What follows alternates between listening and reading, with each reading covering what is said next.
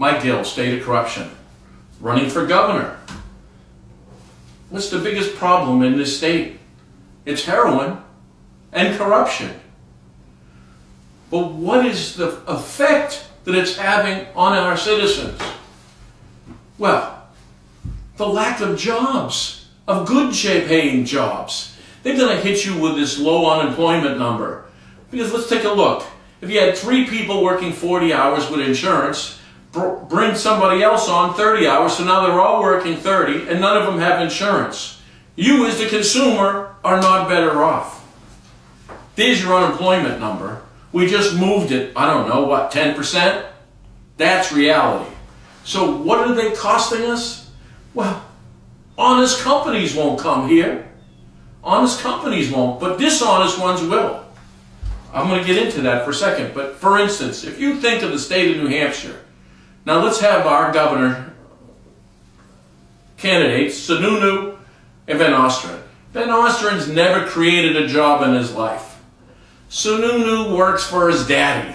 That's how this works. They're not creators. They're not thinkers. Listen, I only created the largest brokerage firm in the United States from this biggest horse racing operation in the world. All right? Now, let's deal with the business of the state of New Hampshire. The first thing I would do is attack and eliminate corruption to the best of my ability. And you know what? You'll be surprised how my ability is going to get rid of this corruption. Let's see what it's costing us. Let's look at the industry of New Hampshire. Number one that we have. For instance, when we talked about industry, we talk about autos, energy, tech. These are your major industries throughout this country. Now, what do we have? Well, it says we have small manufacturing. Right, but most of those people work in Massachusetts. Right, we talk about Massachusetts. Well, listen, half of you bastards work there. We've got to stop being independent of any state. How about so that's number one. Number two is healthcare. Do I remember to show you the Liberty Mutual campus and that Bill Shaheen is its lobbyist along with the opioids? That's number two. And you know what kicks my ass? We have the highest insurance cost. And it's our number 2 employer. It's bullshit, folks. They're allowing them to steal and be corrupt. That's what brings them in. Our third most is tourism. All right, so where's New Hampshire going to have a breakout? We're going to have more people come here? I think we might have less people coming here. So where are we going to create industry for jobs for our people of this state? Well, give me a couple ideas. This is what I do as a businessman. I turn around and say, first of all, you need a need. You have to find what people need. Do you know that we are in a massive water crisis? In fact, the new UN says it warns of serious water shortage. Within 15 years, 40% of the people on the earth won't have the water that's needed. Clean water. Do you know that New Hampshire has some of the finest water in the world? It's our magnesium count, the fact that we're the granite state. I had a gentleman that I met, Francesco,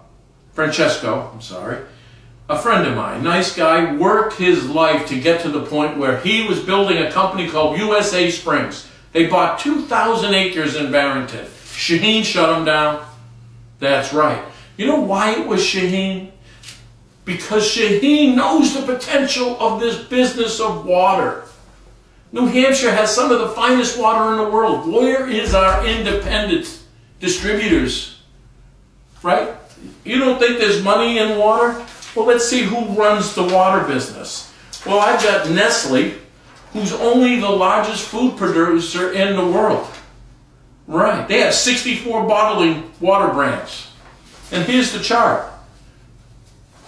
We've got Coke, we got Pepsi, we got Nestle. Guess what? The people who make money, your largest corporations, is all over the water business. Why aren't we as a state, independent license, individuals throughout the states and a lot of our rural areas, we're going to create not only jobs and income and bring it in for our young people to start businesses, but then we market it around the world. USA Springs had a contract for $70 million in a year from the UN. The UN's telling you the urgency.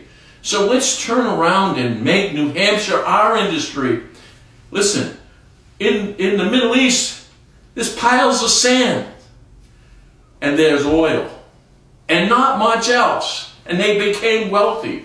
What if I tell you I believe there is going to be a day where water is more expensive than oil, and New Hampshire will be sitting on our oil wells, our natural oil wells, and we're going to tax this revenue here and create these jobs, and it's going to be put back, a portion of it, into the state welfare of the state, the environment of the state, protecting our water systems. And trust me, you're not. I showed you what they're doing to the Merrimack, dumping waste in this. In my research of this, did you know that Milford, New Hampshire, the Sauhegan, was the most polluted spot in the country?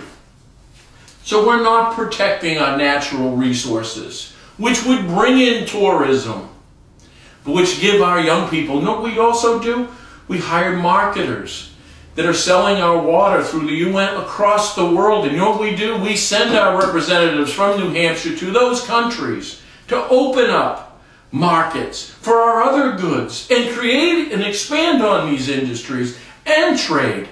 See? Nobody does that. All right, let's go into the marijuana business. You're not going to get that, meaning the people of this state, licensed individuals, growers, retail shops, drivers, marketing people throughout the state. This is a huge industry. Tobacco isn't a huge industry? Of course it is. It took the wealth of the South was tobacco and cotton.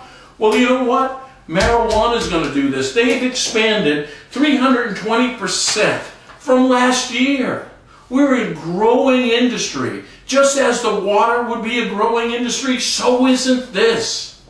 But they're going to keep this industry. Just like New Hampshire kept the liquor industry and then stole the proceeds and didn't put it into rehab. The same thing's happening to this. Shaheen's all over this. And So's and Cruz and Aganos and Griner, the people I'm fighting, your drug dealers, are in this. Do you think that they would give such an industry, earning so many millions of dollars, to you?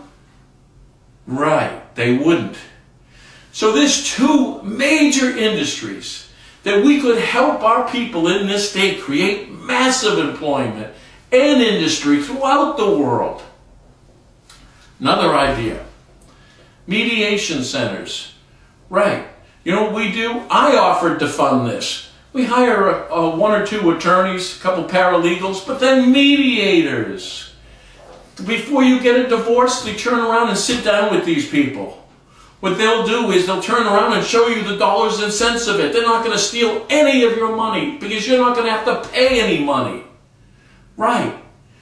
It's time we turn around and take the worst time of our children's lives and made it as easy as possible. What we're also going to do is have rentals, housing that comes into this mediation center. What we're going to do is ask people who are wanting to rent their house out not to take the first and the last month's rent. We won't take a fee, no real estate fee. What we will do is get these people in housing in their town without charging them any money to get in. See, we're going to give these people our helping hand in their worst time of their life and create jobs at the same time and kick the attorneys in the ass. Because they're the ones going to be losing that business. Right. See, we can make New Hampshire a model, but we've got to beat corruption first. Otherwise, you don't get this. And that's why I fought and exposed this throughout the courts, throughout law enforcement. Why do you think we're ground zero? And you know what? Another cost savings would take these young people out of prison on pot charges and help them in business. You know why we have the worst heroin problem outside of the corruption? Is because we've had people losing hope. And they lose hope because it is corrupted. What am I going to do? We have the most expensive colleges in the country. Our young people are leaving. They can't find employment here. 1/3 in a couple years of our citizens will retire. The baby boomers are retiring. Who's going to carry that cost? Mike Gill, State of Corruption.